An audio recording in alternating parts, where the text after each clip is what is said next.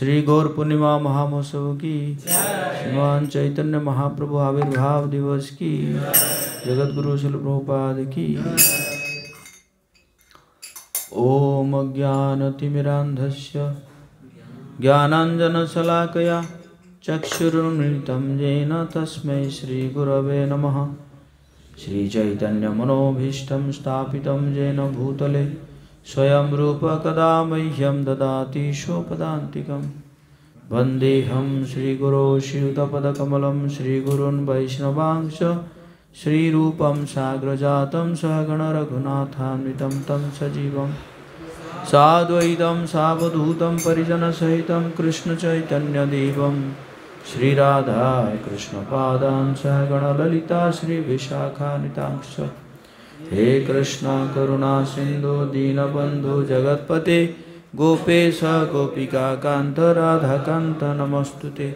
तप्त कांचन गौरांगी राधे वृंदावनेश्वरी वृषभानुसुते देवी प्रणमामि हरिप्रिये।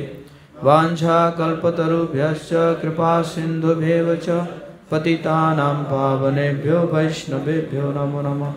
जय श्री कृष्ण चैतन्य प्रभु नित्यानंद श्री अद्वैत गदाधर श्रीवासादि गौरभक्तवृंद। हरे कृष्णा कृष्णा कृष्णा हरे हरे, हरे राम राम राम हरे हरे। नमो ओम विष्णुपादाय कृष्ण पृष्ठाय भूतले श्रीमते भक्ति वेदांत स्वामिनिति नामिने।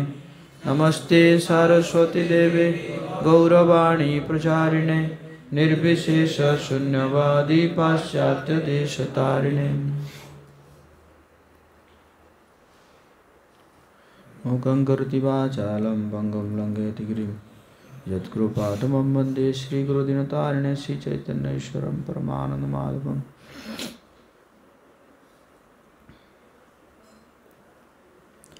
नमो महावदान्याय कृष्ण प्रेम प्रदायते कृष्णाय कृष्ण चैतन्य नाम्ने गौरतसे नमो। अजानुलंबित भुजौ कनकावदातो संकीर्तनैकपितरौ कमलायताक्ष विश्वम्भरौ द्विजवरौ युगधर्मपालो वन्दे जगत्प्रियकरो करुणावतारो। जय जय श्री चैतन्य जय नित्यानंद,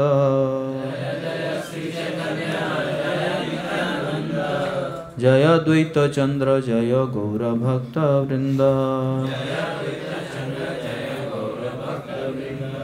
जय जय श्री चैतन्य जय नित्यानंद, जय द्वैत चंद्र जय गौरभक्त वृंद। जय जय श्री चैतन्य जय नित्यानंद, जय द्वैत चंद्र जय गौरभक्त वृंद।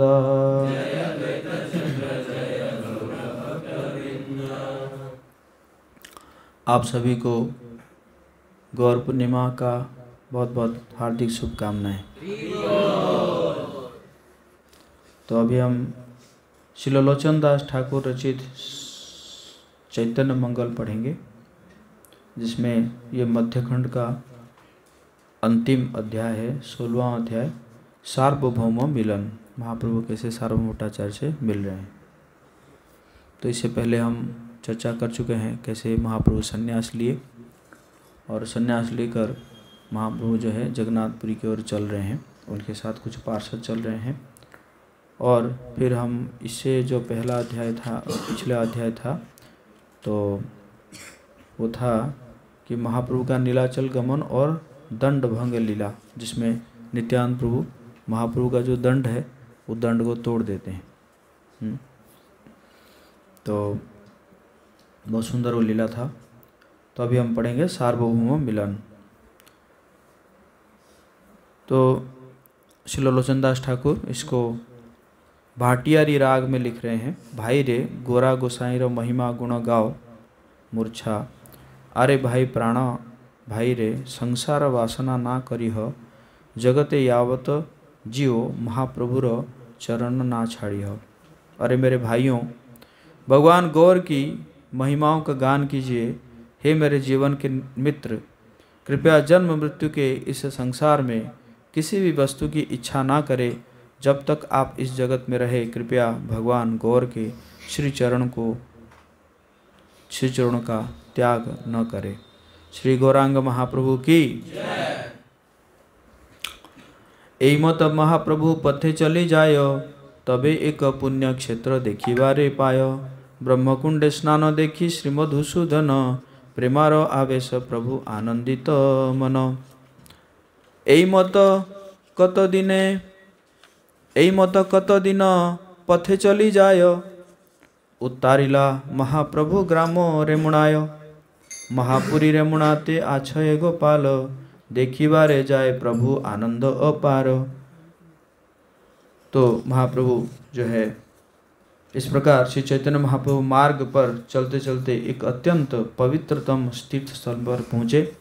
उन्होंने ब्रह्मकुंड में स्नान किया तथा भगवान श्री मधुसूदन के श्री विग्रहों का दर्शन किया।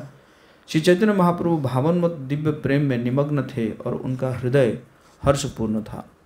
मार्ग पर कुछ और दिन चलने के पश्चात श्री चैतन्य महाप्रभु अंततः श्री रेमुणा नामक ग्राम में आए। बोले श्री खीरचोर गोपीनाथ की, श्रीपाद माधवेंद्रपुरी की। रेमुणा नामक महान ग्राम में भगवान गोपाल के श्री विग्रह थे। अत्यधिक आनंदित होकर श्री चैतन्य महाप्रभु उनका दर्शन करने गए। तो ये तो बहुत लंबी लीला है। गोपीनाथ जी का विग्रह है, उसको भगवान राम खुद बना के सीता माता को दिखाए थे कि मैं ऐसे आऊँगा, गोपाल बन के आऊँगा, ग्वाला बन के आऊँगा। और सीता माता जो है उस विग्रह को बहुत दिनों तक पूजा करती थी, जब तक चित्रकूट में रही। और उसके बाद फिर जब नरसिंहदेव थे, राजा थे, उड़ीसा के राजा थे, उन्होंने चित्रकूट में से वो जो प्लेट, एक्चुअली वो पहाड़ में भगवान राम ने बनाए थे, वो जो खीरचोर गोपीनाथ आप देख रहे हैं। तो फिर नरसिंहदेव उसको जो है काट के उस प्लेट को ले आए। और वैसे तो पूरी लेकर जा रहे थे, लेकिन गोपीनाथ जी को वो रेमुणा अच्छा लगा ना। रेमुणा मतलब एक्चुअली रेमुणा जो है नाम वो बाद में पड़ा है, जो रमणीय, उसका नाम पहले था क्या, रमणीय। तो वो रमणीय से रेमुणा पड़ा है। तो उस जगह में गोपीनाथ जी रह गए और उसके बाद फिर गोपीनाथ जी के वहाँ पे सेवा हुआ। बाद में फिर माधवेंद्रपुरी के लिए वो खीर चुराए थे, तो इसी कारण उनका नाम पड़ गया क्या, खीर चोरा गोपीनाथ। पूर्व समय में उद्धव जी ने गोपाल के श्री विग्रह वाराणसी में स्थापित किए थे। एक ब्राह्मण के ऊपर कृपा प्रदर्शित करते हैं तो श्री विग्रह अनपेक्षित रूप से रेमुणा आए थे। श्री चैतन्य महाप्रभु ने श्री विग्रह को देखकर पुकारा, हे उद्धव के स्वामी। इन शब्दों को कहते हुए उन्होंने बारंबार प्रणाम किया। श्री चैतन्य महाप्रभु ने कहा, आज मेरे नेत्र सफल हो गए हैं। उनके हृदय में उद्धव के प्रति प्रेम में अत्यधिक वृद्धि हुई। भगवान गौर विषादपूर्ण हृदय से उद्धव उद्धव कहकर पुकारने लगे तथा भगवत प्रेम में पूर्णतः विह्वल होकर वे क्षण में भूमि पर गिरकर क्रंदन करने लगे। उनके नेत्रों से अनवरत अश्रुओं की धारा बह रही थी तथा संपूर्ण शरीर रोमांचित होकर कंपन करने लगा। महाप्रभु का जो आँखों से अश्रु जो निकलता था वो हमारे जैसे नहीं निकलता था। वो कैसे निकलता था, जैसे पिचकारी मारते हैं ना, अभी जो होली में पिचकारी चल रहा है हैं, तो उसी प्रकार महाप्रभु के आंखों से अश्रु निकलता था, एकदम पिचकारी से निकलता था। वे हे उद्धव के स्वामी पुकारते हुए गोपाल शिव विग्रह की परिक्रमा करने लगे और अपने पार्षदों समेत हरि हरि का उच्चारण करने लगे, कर नृत्य करने लगे। बोले हरि हरि। भगवान गौर के नर्तन कीर्तन के द्वारा भगवत प्रेम का सागर उफनने लगा एवं उनके आनंद में वृद्धि हुई। उस भगवत प्रेम के लहरों ने भूमि एवं आकाश आच्छादित कर दिया। देवतागण आनंदित होकर आकाश में से भगवान गौरांग के संकीर्तन को देखने लगे। वे सभी अपनी आंखों को बिना झपकाए भगवान गौर को देख रहे थे। इंद्र ने अपने 1000 नेत्रों से भगवान गौरांग के शरीर को देखा, जिनके अंग अमृत से भी अधिक मधुर थे।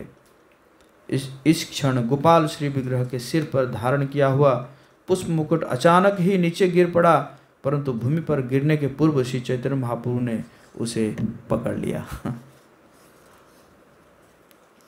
मतलब उस समय ऐसा होता होगा कि पूरा विग्रह के पास जाते होंगे, अभी तो है ना उसमें कोई है, किसी को अलाउ नहीं है।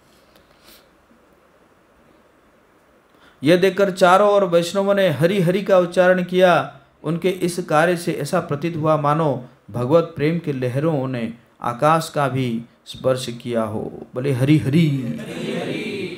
आकाश से देवताओं ने भगवान विश्वम्भर को देखा एवं अद्भुत संकीर्तन को देखकर उन्होंने सिर झुकाकर प्रणाम किया।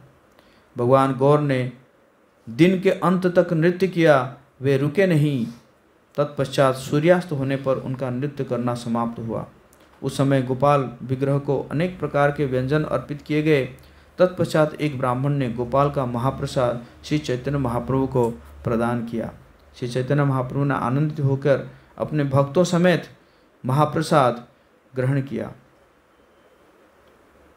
तो गोपीनाथ जी के पास जो महाप्रसाद मिलता है वो कौन सा महाप्रसाद मिलता है? रबड़ी है, खीर, उसको खीरो बोलते हैं उड़ीसा में, तो वो रबड़ी मिलता है ना। तो बहुत टेस्टी है, अमृत के लिए खीर उसको बोला जाता है, बहुत टेस्टी है।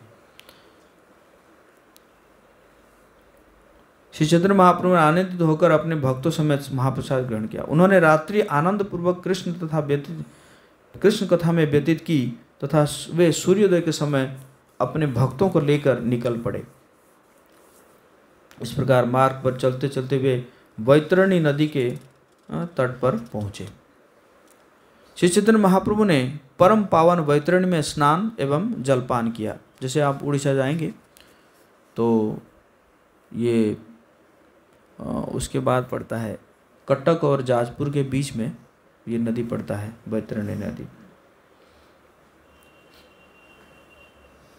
परम चतुर श्री चैतन्य महाप्रभु भगवान वराह के दर्शन की तीव्र इच्छा हृदय में धारण कर चलने लगे। जिन भगवान वराह ठाकुर का दर्शन करने मात्र से सभी व्यक्तियों के दोनों कुलों का उद्धार हो जाता है, ऐसे भगवान को प्रणाम करने श्री चैतन्य महाप्रभु जाजपुर नामक ग्राम गए। इस स्थान पर ब्रह्मादि देवताओं ने यज्ञ किया था। यज्ञ के पश्चात देवताओं ने वो ग्राम एक ब्राह्मण को प्रदान किया था। तो ये जो जाजपुर है ये भी बहुत पवित्र स्थान है। एक्चुअली जब भगवान जब अपने चरणों को स्थापित करते हैं गया जी में, तो चरणों को स्थापित करने के बाद भगवान सोचते हैं कि मैं अपने आयुधों को भी स्थापित करना चाहता हूँ। तो फिर वो भगवान जो है अपने शंख को स्थापित करते हैं जगन्नाथपुरी में, और चक्र को स्थापित करते हैं भुवनेश्वर में, और कमल को स्थापित करते हैं कोणार्क में, और जो गदा है उसको स्थापित करते हैं जाजपुर में। तो इसलिए ये जाजपुर भी बहुत ही जो है पावन जगह है। तो इस समय कह रहे हैं कि देवता जो है यहाँ पे यज्ञ किए थे। यदि एक महापापी व्यक्ति भी इस ग्राम में अपना शरीर त्यागता है तो वो सभी पापों से मुक्त होकर शिवजी के समान देह की प्राप्ति करता है। ऐसे चैतन्य मंगल में लोचनदास ठाकुर कह रहे हैं। उस ग्राम में सैकड़ों शिवलिंग थे जिनको प्रणाम करते हुए भगवान गौर आगे चल पड़े। भगवान गौर ने आनंदित हृदय से विरजा नदी का दर्शन किया। अतः विरजा नदी की महिमा का वर्णन करने की शक्ति किसमें है? विरजा नदी के दर्शन से ही करोड़ों पाप धुल जाते हैं। ऐसी नदी का भगवान गौर ने हर्षपूर्वक हृदय से दर्शन किया। श्री चैतन्य महाप्रभु ने विरजा नदी को प्रणाम करते हुए कहा, कृपया आप मुझे भगवान श्री कृष्ण के चरण कमलों के प्रति शुद्ध प्रेमा भक्ति प्रदान कीजिए। तो ये भक्तों का भाव होना चाहिए। सभी को, जो भी रिस्पेक्टेड पर्सनालिटीज़ है, सबको हमें रिस्पेक्ट देना चाहिए, सम्मान देना चाहिए, प्रणाम करना चाहिए। देवताएं हैं, वैष्णव है, संत है, लेकिन मांगना क्या है? यही मांगना है कि भगवान श्री कृष्ण के चरण कमलों के प्रति शुद्ध प्रेमा भक्ति प्रदान कीजिए। इस प्रकार श्री चैतन्य महाप्रभु ने अपनी यात्रा जारी रखी एवं नाभि गया में पहुंचकर उन्होंने अपने पिता के लिए पिंडदान किया। संन्यास लेने के बाद भी महाप्रभु क्या कर रहे हैं? पिंडदान कर रहे हैं। तो एक्चुअली ये जो जो गयासुर है, ये गयासुर का अलग अलग जगह में अलग अलग पार्ट्स है। तो हमारे जो गया में उनका क्या है? मुख गया है, लेकिन जो उनका जो नाभि है वो नाभि कहाँ है? जाजपुर में है। तो उस जगह में जो है महाप्रभु क्या किए? पिंडदान किए।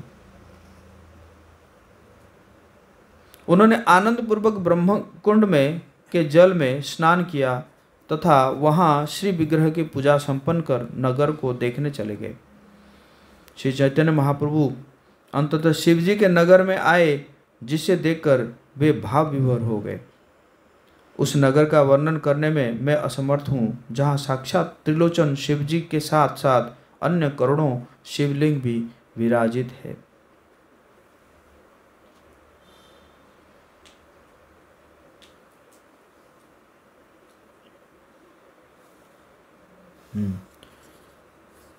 जो कुछ जानने में सक्षम है, उन श्री चैतन्य महाप्रभु को उस समय श्री मुकुंद दत्त ने कहा, यहाँ से आगे हमें कर संग्राहक से भयभीत होने की आवश्यकता नहीं है।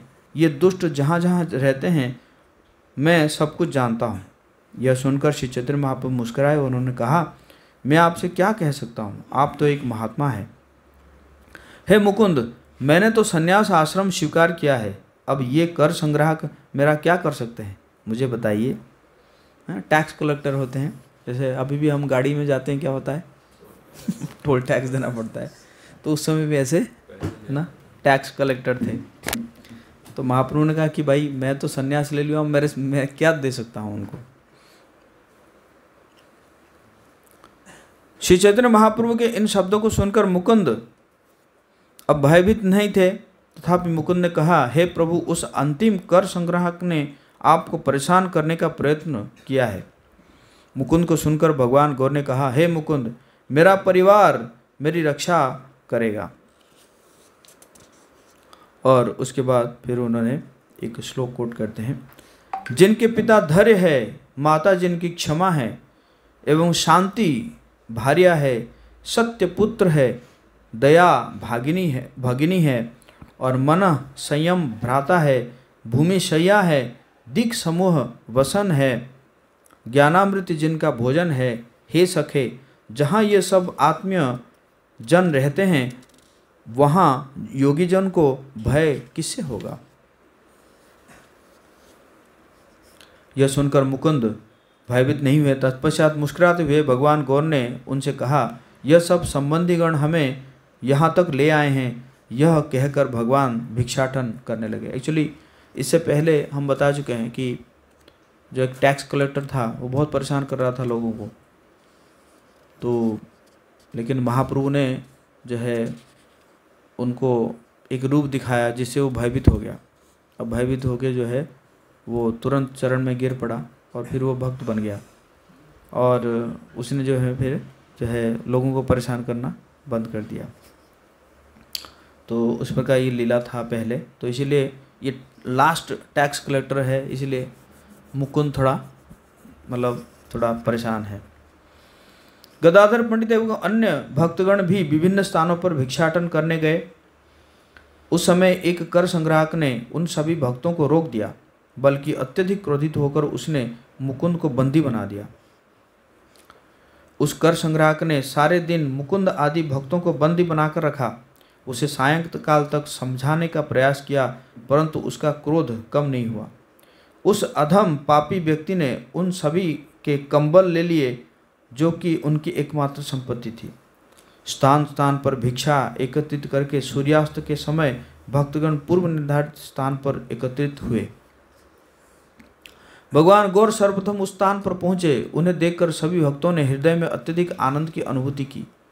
भगवान गौर के श्री चरणों में गिरते हुए मुकुंद ने कहा, भगवान, अब मैं आपकी महिमा से पूर्ण अवगत हो गया हूँ। मुकुंद ने आगे कहा, हे प्रभु, मैंने आपके समक्ष कहा था कि मुझ कर संग्राहक का भय नहीं है, इसी कारण से अब मुझे इतना दुख प्राप्त हुआ है। मैं जानता हूँ कि आप भगवान हैं, परंतु मैंने इस प्रकार से व्यवहार किया कि मैं यह सत्य जानता नहीं हूँ। हे भगवान, आपके ऊपर कौन कर लगा सकता है? हे प्रभु, आपको तीनों लोकों में कोई भय नहीं है। आप पूर्ण पुरुषोत्तम भगवान हैं, आपको कौन समझ सकता है? आपको भय से रहित करने हेतु मैंने वो सब कहा था, अतः कर संग्राहक ने जो मेरे साथ व्यवहार किया वो अच्छा ही हुआ। मुकुंद से यह सब सुनने के पश्चात भगवान गौर ने गदाधर से पूछा, हे गदाधर, मुझे बताओ कि कर संग्राहक ने क्या किया? भगवान के प्रश्न का उत्तर सुनकर मुकुंद ने कहा, अब इस बात पर कोलाहल मत मचाइए, जो भी हुआ है वो अच्छा ही हुआ है, यही मुझे कहना है। उस रात्रि में उसी स्थान के कर संग्रह करने वालों के प्रमुख व्यक्ति ने अपने स्वप्न के सची माता के पुत्र भगवान गौर को देखा। उसने भगवान गौर को क्षीर सागर में अनंत शेष पर शयन करते देखा, लक्ष्मी एवं सरस्वती जिनकी सेवा कर रही थी। तत्पश्चात उनके निकट ही सनकादि मुनि एवं ब्रह्मादि देवताओं को भी भगवान गौर को प्रार्थना अर्पित करते देखा। यह सब देखकर कर संग्रह करने वालों के प्रमुख का हृदय कांपने लगा तथा भगवान की शक्ति एवं महिमा को देखकर भूमि पर गिर पड़ा। उस समय भगवान सन्यासी के वेश में विरजा के तट पर आकर बोले, तुम्हारे सेवकों ने मेरे भक्तों को कष्ट दिया है। यह स्वप्न देखकर संग्रह करने वालों को का प्रमुख हृदय में अत्यधिक भयभीत हुआ तथा शीघ्रतापूर्वक भगवान गौर के पास गया, जो स्वयं भगवान कृष्ण है। कुछ ही क्षण में उस व्यक्ति ने भगवान गौर को अत्यंत विनम्रतापूर्वक प्रणाम अर्पित किया। अत्यंत विनम्र होकर उसने कहा, आप पूर्ण पुरुषोत्तम भगवान हैं, आप क्षीर सागर में निवास करते हैं, परंतु इस भौतिक जगत के बद्ध जीवों का उद्धार करने हेतु आपने संन्यास स्वीकार किया है। इस घोर अंधकार जगतमय जगत में आप प्रकाशमान चंद्रमा है, आप ही वेदों के मूर्तिमान रूप है और आप वेदों में वर्णित सर्वोच्च सत्य है। इन शब्दों को सुनकर हंसते हुए भगवान गौर ने कहा, भगवान कृष्ण शीघ्र ही आप पर कृपा करेंगे। बोले हरि हरि। देखो कर संग्राहक जो है वो भी क्या मिल गया उनको, नाम मर्सी मिल गया, जबकि अपराध किया था उसने, है कि नहीं? वैष्णव के प्रति अपराध किया था, तो भगवान ने लीला करके उसको जो है वो कर दिया। यह कहकर भगवान गौर ने अपने चरणों को उस व्यक्ति के सिर पर रखा। भगवत प्रेम से विह्वल होकर अपने दोनों हाथों को ऊपर उठाकर वो नृत्य करने लगा। हरि बोल। भगवान गौर ने उसे कृष्ण भक्ति की शिक्षा प्रदान कर योग्य बनाया एवं कृष्ण भावना का प्रचार हेतु उसे वहाँ रहने का आदेश दिया। तुरंत दीक्षा भी दे दी और दीक्षा देके प्रचारक भी बना दिए महाप्रभु, है ना। उस समय वैष्णव ने उस व्यक्ति से कहा, आपके सेवकों ने हमें अनेक प्रकार के कष्ट दिए तथा उन्होंने हमारे कंबल भी ले लिए। यह सुनकर उसने अपने हृदय में दुख अनुभव किया। तत्पश्चात उस कर संग्राहक के प्रमुख व्यक्ति ने सभी व्यक्तियों को नए कंबल प्रदान किए। इस कार्य से सभी भक्तगण प्रसन्न हो गए। तब उस व्यक्ति ने सभी को प्रणाम किया तथा भक्तों से अनुमति लेकर वह अपने घर लौट गया। अपने निवास लौटकर उसने भगवान श्री कृष्ण का आश्रय लिया एवं दिन रात उसने भगवान हरि के पवित्र नामों का कीर्तन किया। हरे कृष्णा कृष्णा कृष्णा हरे राम राम राम हरे हरे। এই মত সকল রজনী গেলে সুখ প্রাতকালে প্রাত স্নান করিলা কৌতুকে বিরজা দেখিতে প্রভু যায় আর বার यहाँ देखी सब लोक तरय संसार বিরজা के नमस्कारी चली जाय रंगे उठिल कृष्णेर प्रेमा पुलकित अंगे चलिला से महाप्रभु सिंह पराक्रमे क्रमे क्रमे उत्तरिला एकाम्रक ग्रामे सेई ग्रामे आछे शिव पार्वती सहिते देखिबारे धाये प्रभु उन्मत्त चित्ते। तो इस प्रकार भक्तों ने सुखपूर्वक अपनी रात्रि व्यतीत की तथा अगले दिन सूर्योदय के समय उन्होंने अपने स्नान आदि प्रातकालीन कर्तव्य किए। भगवान गौर पुनः विरजा नदी का दर्शन किया। जो भी उस नदी का दर्शन करता है वो इस जन्म मृत्यु के संसार से मुक्त हो जाता है।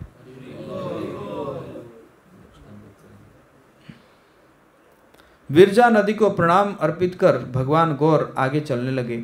उनमें भगवान कृष्ण के पवित्र प्रति भावन्मत प्रेम जागृत हुआ और उनका शरीर रोमांचित हो उठा। भगवान गौर एक सिंह के समान चल रहे थे। क्रमशः चलते चलते वे एकाम्रक नामक ग्राम में पहुंचे। कौन सा ग्राम है? ये भुवनेश्वर है। भुवनेश्वर का नाम उस समय था एकाम्रक। उस नगर में शिवजी एवं पार्वती निवास करते हैं। उनका दर्शन करने श्री चैतन्य महाप्रभु उन्मत्त होकर दौड़ पड़े। लिंगराज मंदिर है ना।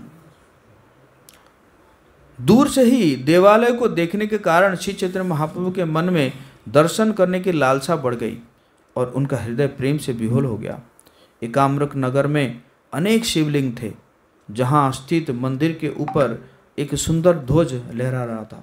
एक राजा थे, उन्होंने कुछ ऐसे व्रत लिया था कि मैं 1000 शिवलिंग यहाँ पे स्थापित करूँगा, लेकिन 1000 नहीं कर पाए। 999 पर हो गए, है ना। तो इसी कारण जो है बहुत शिवलिंग है भुवनेश्वर में, बहुत शिवलिंग है ना। मैं लगभग 4 साल रहा भुवनेश्वर में।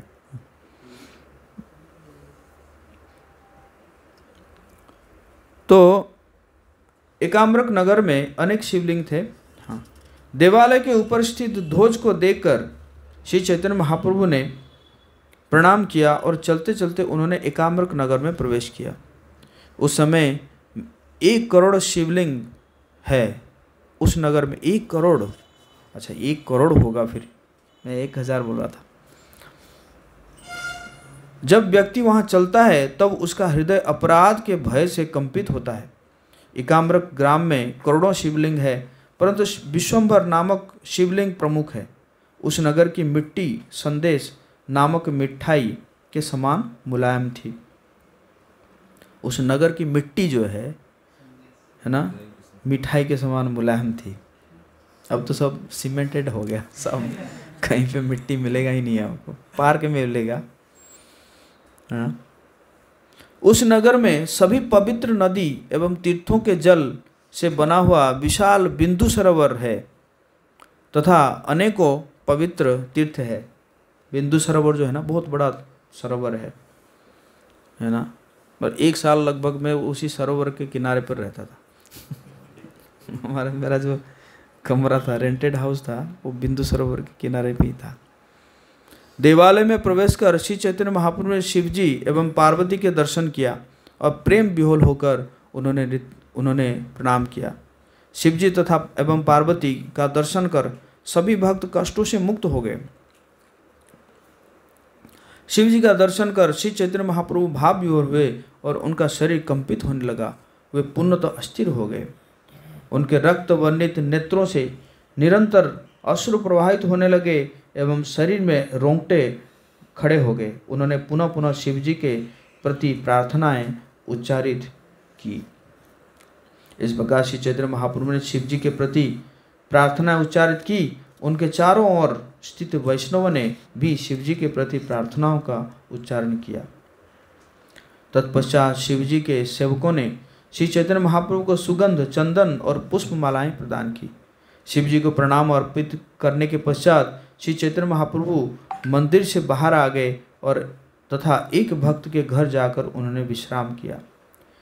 इस भक्त के द्वारा अर्पित प्रसाद श्री चैतन्य महाप्रभु ने ग्रहण किया तथा रात्रि में वहाँ विश्राम किया।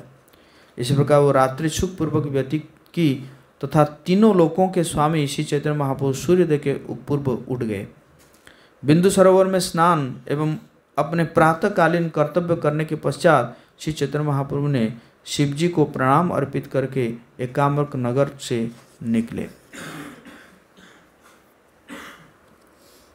अपने पार्षदों समेत श्री चैतन्य महाप्रभु चल रहे थे।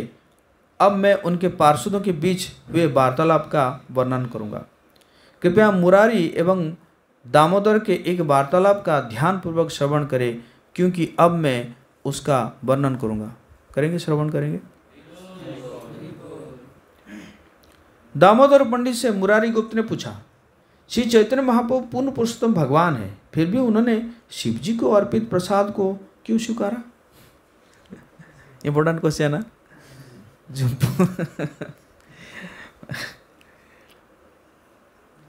एक्चुअली जो लिंगराज मंदिर का जो प्रसाद मिलता है ना, उसको कहता है कि भक्त लोग पा सकते हैं। क्यों? क्योंकि जो लिंगराज जी को जो प्रसाद चढ़ता है वो पहले अनंत वासुदेव को चढ़ता है ना, उसके बाद फिर उनको मना प्रसाद के रूप में चढ़ता है। तो यहाँ पे देखते हैं क्या कह रहे हैं। भृगु मुनि के श्राप के कारण किसी को भी शिवजी का प्रसाद स्वीकार नहीं करना चाहिए। तब श्री चैतन्य महाप्रभु ने उसे क्यों स्वीकार किया? श्री चैतन्य महाप्रभु ब्राह्मणों के प्रति अत्यंत दयालु है, अतः भृगु मुनि के श्राप के विषय में सुनकर एवं जानते हुए उन्होंने शास्त्र के वक्तव्य को का अनादर क्यों किया? मुरारी ने कहा, हे दामोदर, कृपया सुनो। श्री चैतन्य महाप्रभु के हृदय में क्या है यह मैं कैसे जान सकता हूँ? मेरी बुद्धि जितनी जानती है मैं उतना ही कह सकता हूँ। यदि आप विचार करते हैं तो कि यह सही है, तब आप मेरे शब्दों को स्वीकार कर सकते हैं। शिवजी के सेवक यदि कृष्ण एवं शिवजी में भेद बुद्धि रखकर शिवजी की सेवा करते हैं और इसी कारण से उनका उच्चिष्ट ग्रहण नहीं करते, ऐसे व्यक्ति अपराध करते हैं। मैं दोबारा पढ़ता हूँ। शिवजी के सेवक जो शैव है, यदि कृष्ण अर्थात हरि और हर में भेद बुद्धि रखकर शिवजी की सेवा करते हैं, इसी कारण से उनका उच्चिष्ट ग्रहण नहीं करते, ऐसे व्यक्ति अपराध करते हैं। ऐसे व्यक्तियों के लिए भृगु मुनि ने श्राप दिया है, क्योंकि इनकी चेतना अशुद्ध होती है और इसी कारण वे शिवजी की वास्तविक महिमा नहीं जानते हैं। जो भगवान कृष्ण और शिवजी में भेद न मानकर शिवजी की सेवा करते हैं और शिवजी का उच्चिष्ट को भी ग्रहण करते हैं, अतः भगवान कृष्ण एवं शिवजी को अभिन्न मानकर शिवजी के उच्चिष्ट को ग्रहण करता है, वे भगवान कृष्ण और एवं शिवजी के प्रति प्रिय हो जाते हैं। शिवजी वैष्णवी में सर्वश्रेष्ठ है। इस भावना से जो उनकी पूजा करते हैं, उन्हीं के द्वारा प्रदत्त भोग को शिवजी स्वीकार करते हैं। ऐसा प्रसाद ग्रहण करने मात्र से व्यक्ति भौतिक बंधन से मुक्त हो जाता है। कोई अगर ये जानता है कि शिवजी क्या है, वैष्णव में सर्वश्रेष्ठ है, उसके बाद अगर कोई ऑफर करता है तो वो जो प्रसाद अगर कोई पाता है तो वो भौतिक बंधन से मुक्त हो जाता है। वास्तव में श्री चैतन्य महाप्रभु शिवजी के निवास में एक अतिथि रूप में थे, इसलिए शिवजी ने प्रसन्न हृदय के साथ संपूर्ण अतिथि सत्कार प्रदान किया। भृगु मुनि का शाप अभक्तों के लिए है। यदि कोई व्यक्ति उचित ढंग से शिवजी का आदर सत्कार करता है, वो सरलता से भगवान कृष्ण के प्रति प्रेम को प्रेम की भावना विकसित कर लेता है। भगवान गौर इस जगत में लोगों को शिक्षा प्रदान करने के लिए आए हैं। तत्पश्चात दामोदर ने कहा, हे मुरारी, आपने मेरे सभी संदेहों को दूर कर दिया है। इन शब्दों को सुनकर सभी लोग आनंदित हुए। इस प्रकार श्री लोचन दास ठाकुर श्री चैतन्य महाप्रभु के चरित्र का वर्णन कर रहे हैं। कृपया श्री कृष्ण चैतन्य चंद्र के मधुर नाम को उच्चारित करें। बोले गौरांग।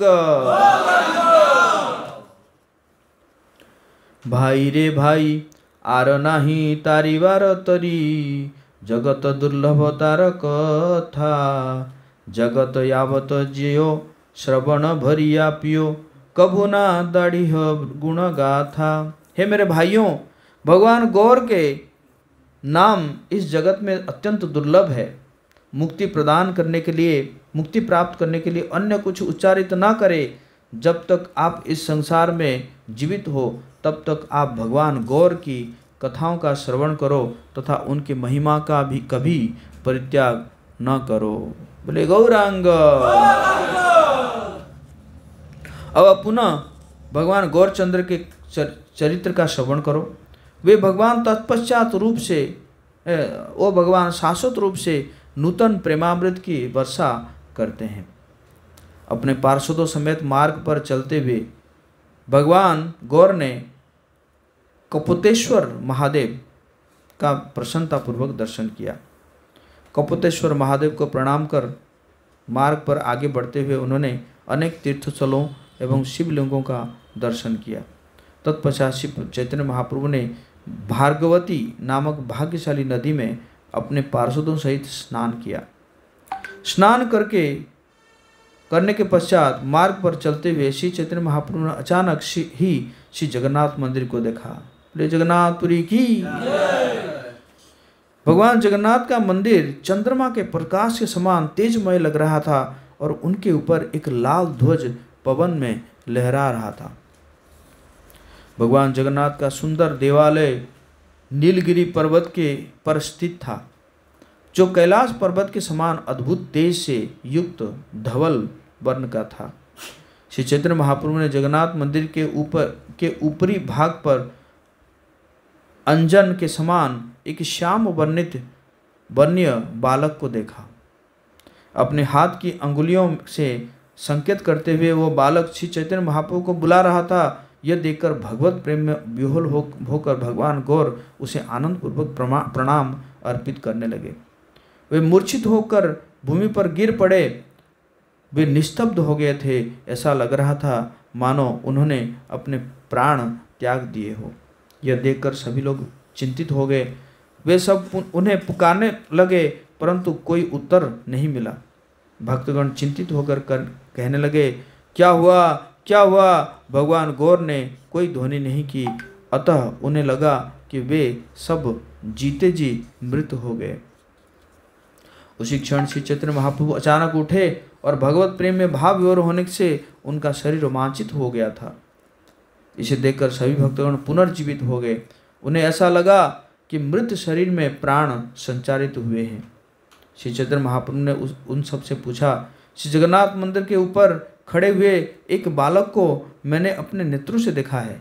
मैंने उस आकर्षक बालक को देखा जो नीलमणि के समान उत्तम वर्ण का तथा तीनों लोगों का आकर्षित करने वाला है।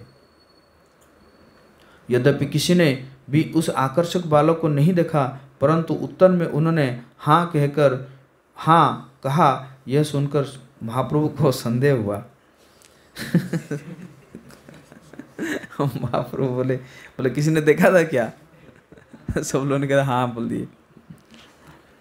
उन सभी को संबोधित करते हुए कहा, देखे वो सुंदर बालक जगन्नाथ मंदिर के ध्वजा के समीप खड़ा है, जिनका मुस्कुराता हुआ मुख एवं अमृत से भरा रूप है तथा वो अपनी अंगुलियों को अद्भुत रूप से चलाता है।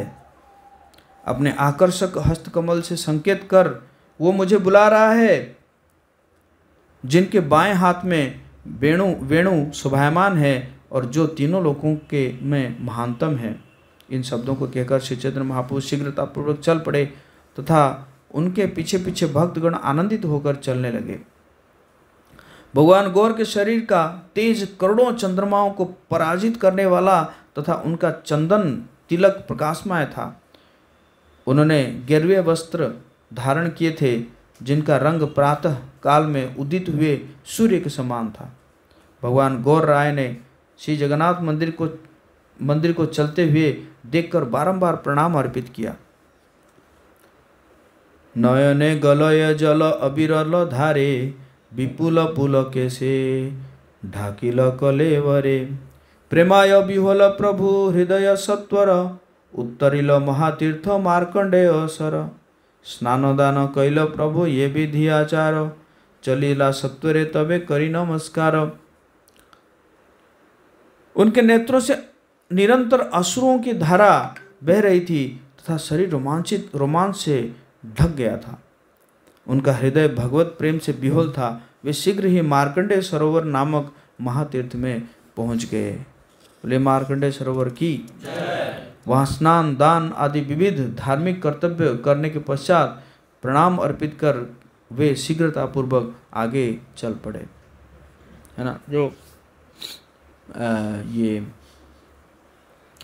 उसमें जगन्नाथपुरी में जो है को बोलते हैं पंच महातीर्थ है, तो उसमें एक मार्कंडेय सरोवर है।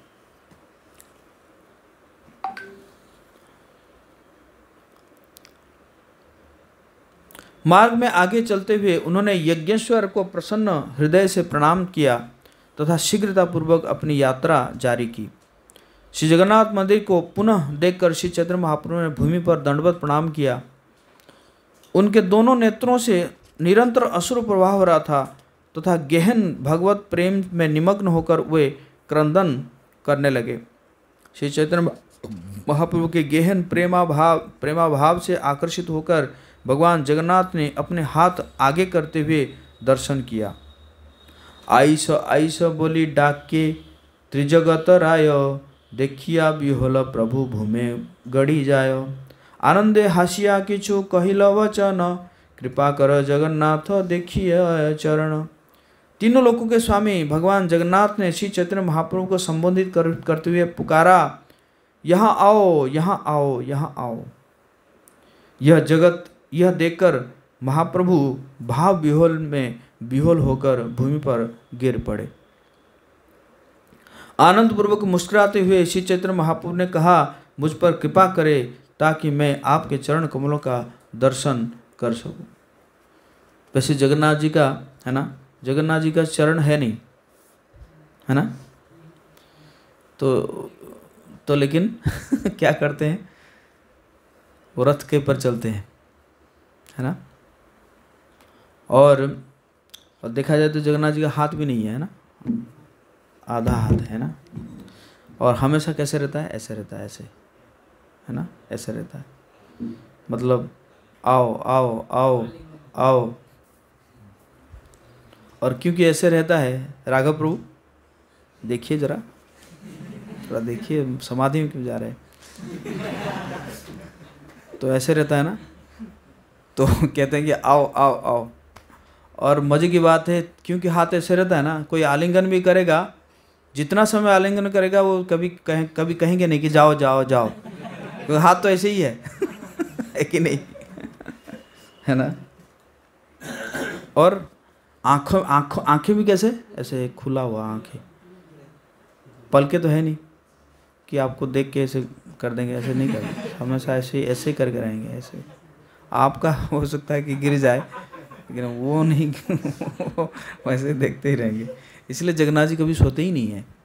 हम तो प्रेम से सुला देते हैं, है कि नहीं लेकिन जगन्नाथ जी कभी नहीं सोते हैं, है ना, ठीक है नहीं, जगन्नाथ जी कभी नहीं सोते हैं, है ना। इसलिए उनका दर्शन हमेशा खुला रहता है। बस 2 घंटे के लिए बंद करते हैं देवताओं को दर्शन देने के लिए, क्योंकि आप लोग रहेंगे तो देवता लोग बेचारा कैसे आके दर्शन करेंगे तो इसलिए VVIP दर्शन रहता है 2 घंटे के लिए, रात को रहता है। महाश्रृंगार के बाद लगभग 12-1 बजे से 3 बजे तक ऐसे रहता है ना।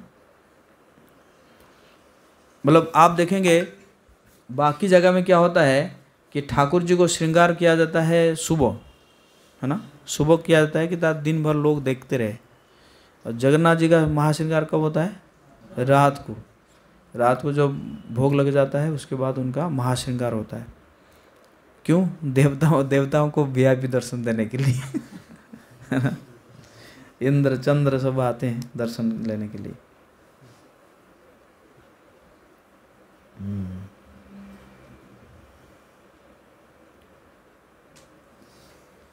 भगवान जगन्नाथ को पुनः देखकर महाप्रभु क्रंदन करने लगे, परंतु जैसे ही भगवान जगन्नाथ ने उन्हें पुनः दर्शन दिए वे अति आनंदित हो गए। भगवत प्रेम के प्रभाव से उनका संपूर्ण शरीर रोमांचित हो उठा तथा प्रेमामृत की लहरों में निमग्न होकर वे गर्जना करने लगे। तत्पश्चात श्री चैतन्य महाप्रभु शीघ्रतापूर्वक चले एवं अंततः वे वासुदेव सार्वभौम के निवास पर पहुँचे। श्री चैतन्य महाप्रभु को देखकर सार्वभौम भट्टाचार्य अत्यधिक आनंदित हुए तथा उन्होंने भगवान को बैठने के लिए एक आसन प्रदान किया। सार्वभौम भट्टाचार्य की ओर कटाक्ष करते हुए श्री चैतन्य महाप्रभु ने कहा, मेरा हृदय भगवान जगन्नाथ को देखने के लिए अत्यधिक लालायित है। देवताओं के स्वामी भगवान जगन्नाथ को मैं कैसे देख पाऊंगा? मेरा हृदय उनका साक्षात दर्शन करने की आशंका से भर गया है। यह सुनकर सार्वभौम भट्टाचार्य श्री चैतन्य महाप्रभु के श्री अंग का निरीक्षण कर विस्मित हो गए। श्री चैतन्य महाप्रभु का रूप पिघले हुए स्वर्ण के समान, सुमेरु पर्वत के समान विशाल था। उनके नेत्र सुंदर तथा उनकी ग्रीवा सिंह के समान तथा कंठ शंख के समान सुंदर था।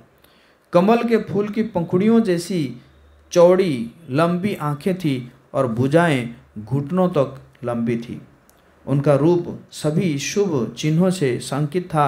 श्री चैतन्य महाप्रभु का असामान्य सर्वाकर्षक रूप देखकर सार्वभौम भट्टाचार्य चकित और स्तब्ध रह गए थे और वे इस रूप की तुलना करने लगे।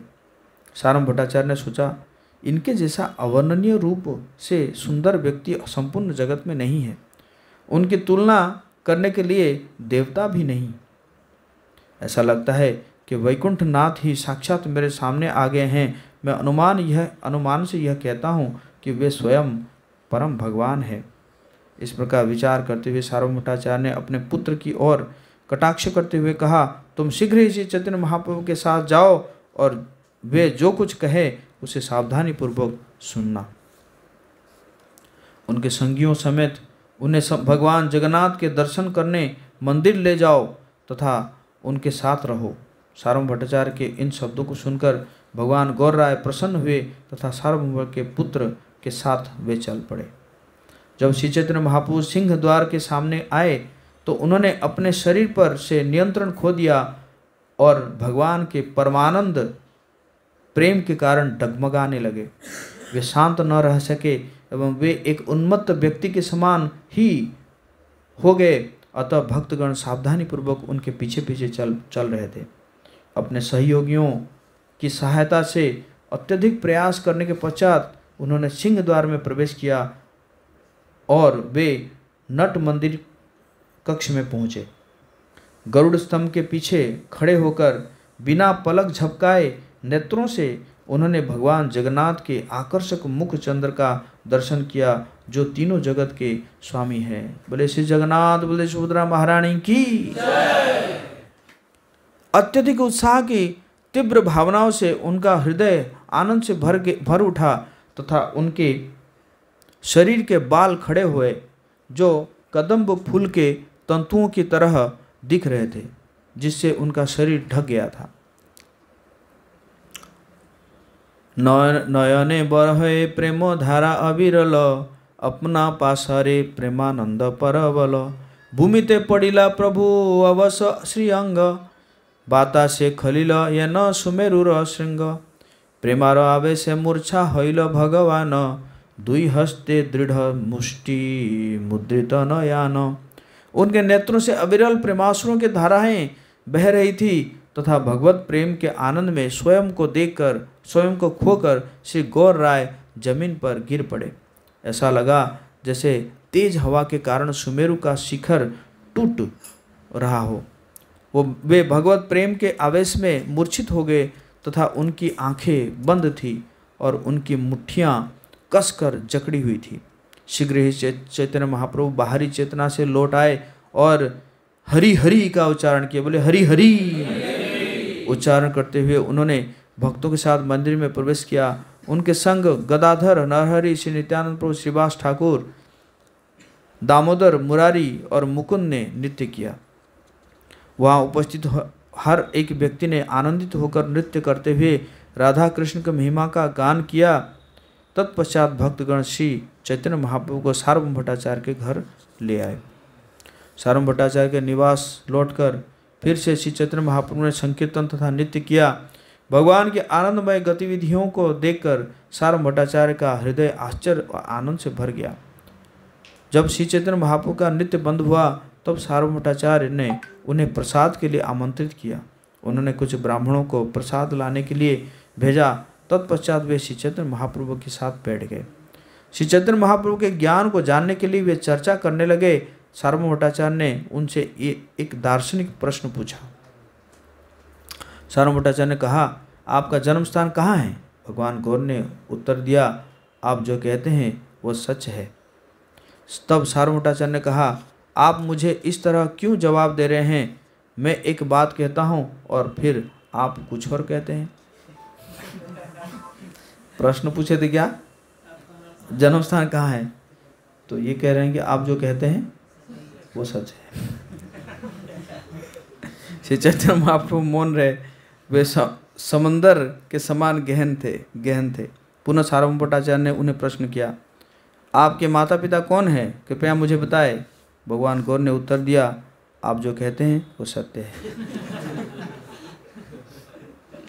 सार्वभौमाचार्य जिज्ञासा करते हुए पुनः प्रश्न किया। उन्होंने पूछा, आपने कहाँ संन्यास ग्रहण किया है?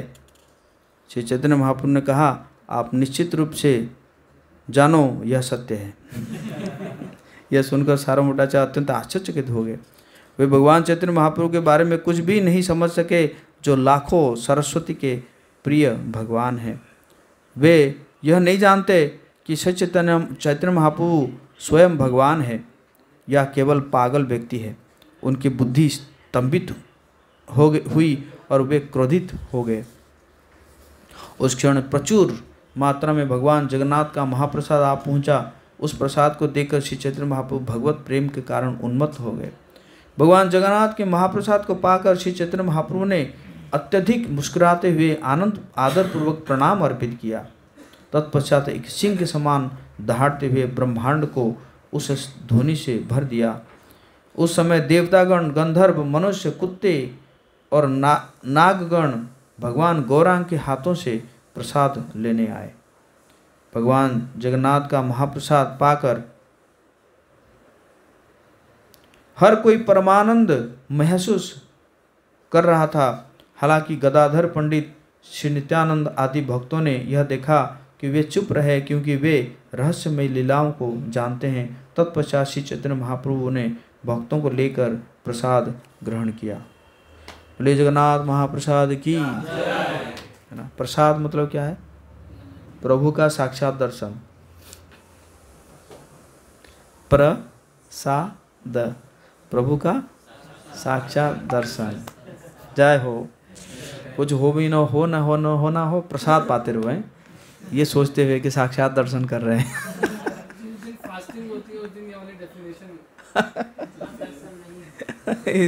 स्मरण करना पड़ेगा। प्रसाद का स्मरण कर सकते हैं। श्री चैतन्य महाप्रभु ने अपने पार्षदों समेत प्रसाद पाया। उस समय श्रीवास पंडित ने पूछा, हे महाप्रभु, मैं पूछने से थोड़ा डरता हूँ, लेकिन आप अनुमति देते तो मैं प्रश्न पूछूंगा। आपके द्वारा महाप्रसाद ग्रहण करने के पश्चात मैंने देखा कि आप आनंद से मुस्कुरा रहे थे। क्या आप हमें बता सकते हैं कि आप क्यों मुस्कुरा रहे थे?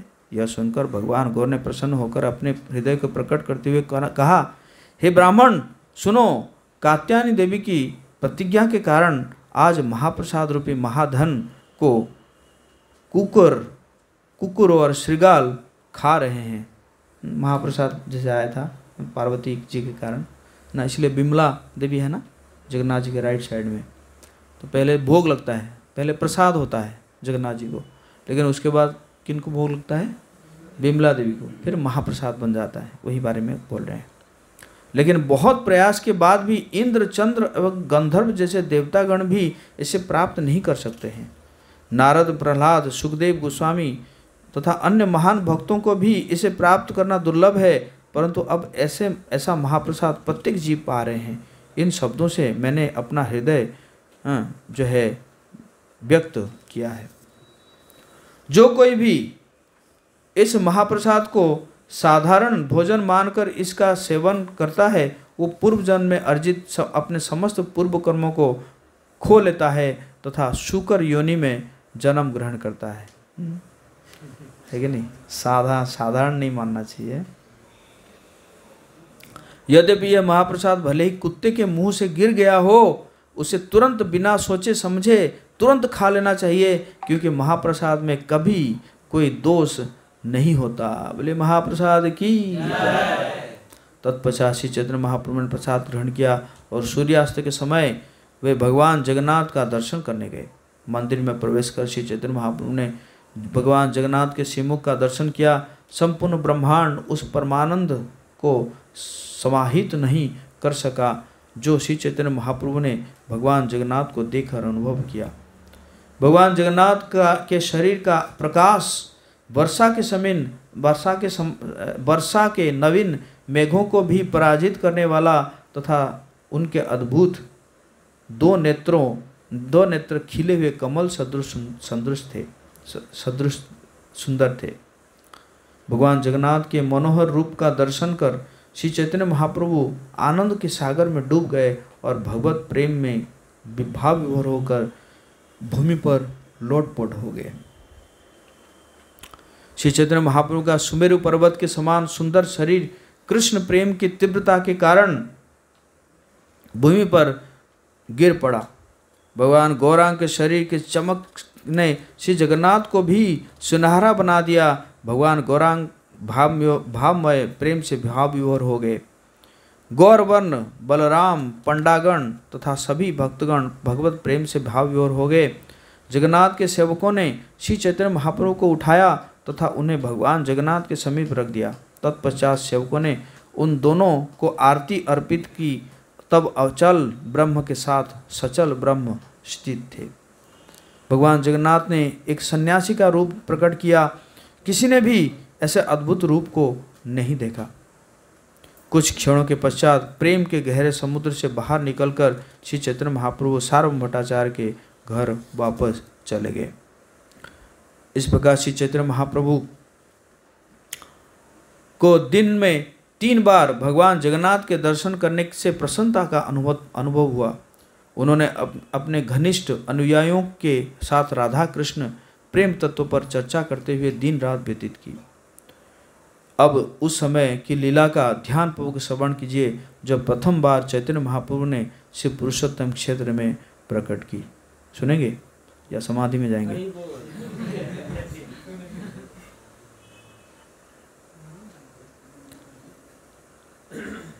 संसार के व्यक्तियों को शिक्षा प्रदान करने परम भगवान ने एक निर्धन सन्यासी की भूमिका स्वीकार की। भगवान के वास्तविक स्वभाव में अनभिज्ञ मूर्खों ने उन्हें एक सामान्य मनुष्य समझा।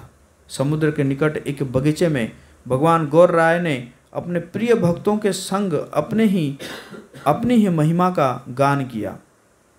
सार्वभौम भट्टाचार्य जिन्हें अपने सांसारिक विद्वता पर गर्व था, उन्होंने एक बार ब्राह्मणों की सभा में श्री चैतन्य महाप्रभु के बारे में कुछ गलत कहा था। उन्होंने कहा, मैं जानता हूँ कि वे एक अच्छे ब्राह्मण हैं, वे एक उत्कृष्ट परिवार में जन्मे हैं, एक सुशिक्षित पंडित है, फिर भी उन्होंने युवावस्था में संन्यास ग्रहण क्यों किया? सार्वभौम भट्टाचार्य भी पूछ रहे हैं, क्या है कि नहीं?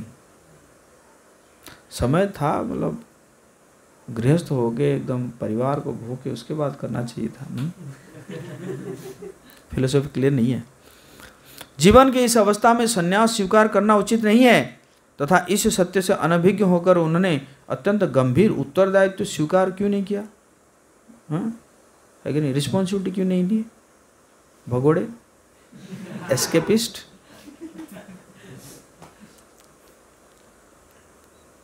अब उन्हें पुनः संस्कार करना चाहिए तथा वेदांत का गहराई से अध्ययन कर अपने आश्रम के कर्तव्यों के अनुरूप आचरण करना चाहिए। नर्तक और कीर्तन करना सन्यासी का धर्म नहीं है। अतः अच्छा यह होगा कि वो मुझसे वेदांत का अध्ययन करे।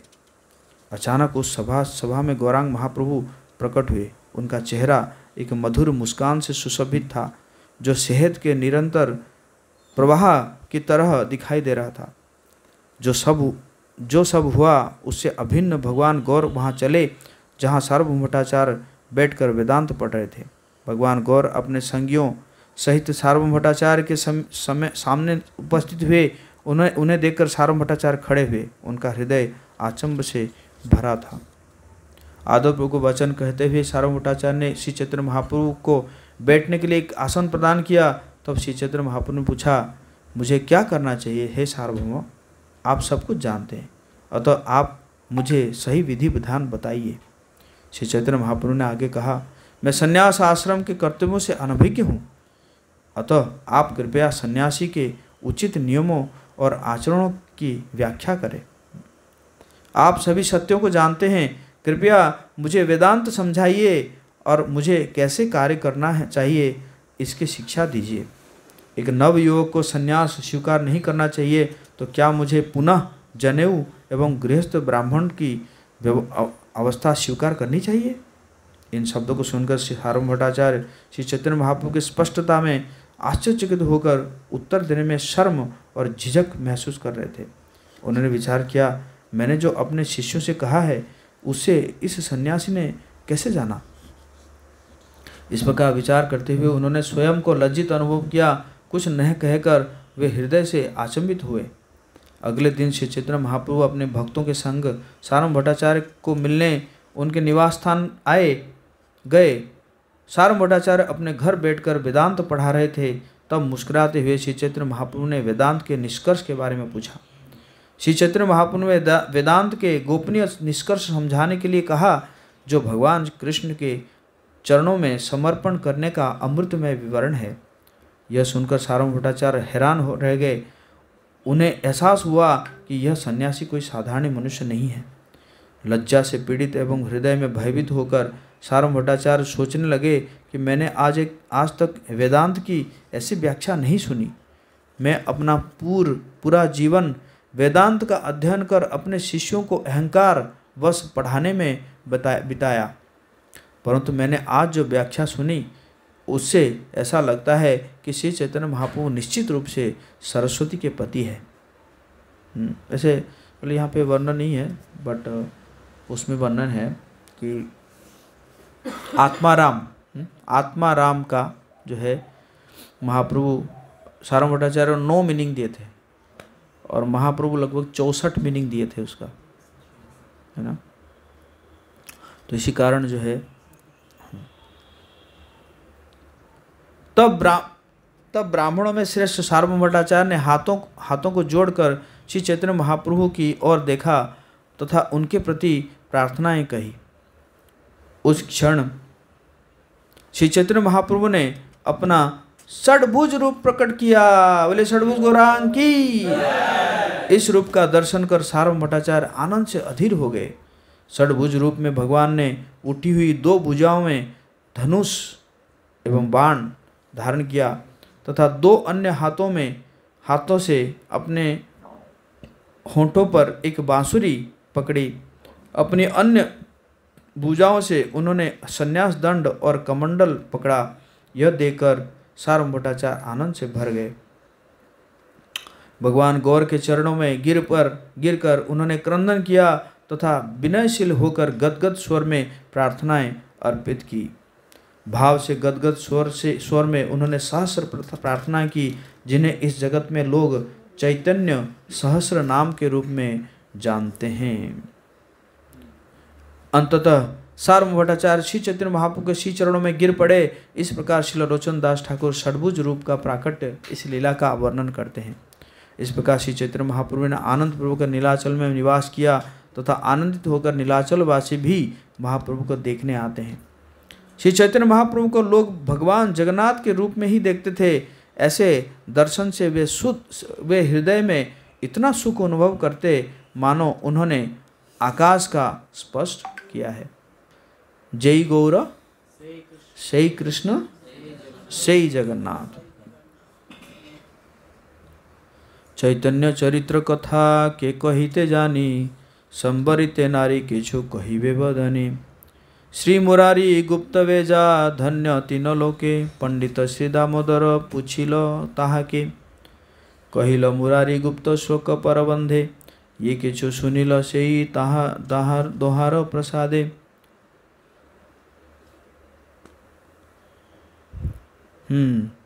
भगवान चैतन्य महाप्रभु की लीलाओं का वर्णन करने में कौन समर्थ है? मैं उन सब लीलाओं को नहीं जानता, परंतु कुछ लीलाओं का वर्णन यहाँ कर रहा हूँ। वैद्य श्री मुरारी गुप्त तीनों लोकों में अत्यंत भाग्यशाली है। अतः श्री दामोदर पंडित ने उनसे कुछ प्रश्न पूछे। मुरारी गुप्त ने प्रश्नों एवं उत्तरों का वर्णन करते हुए एक ग्रंथ लिखा।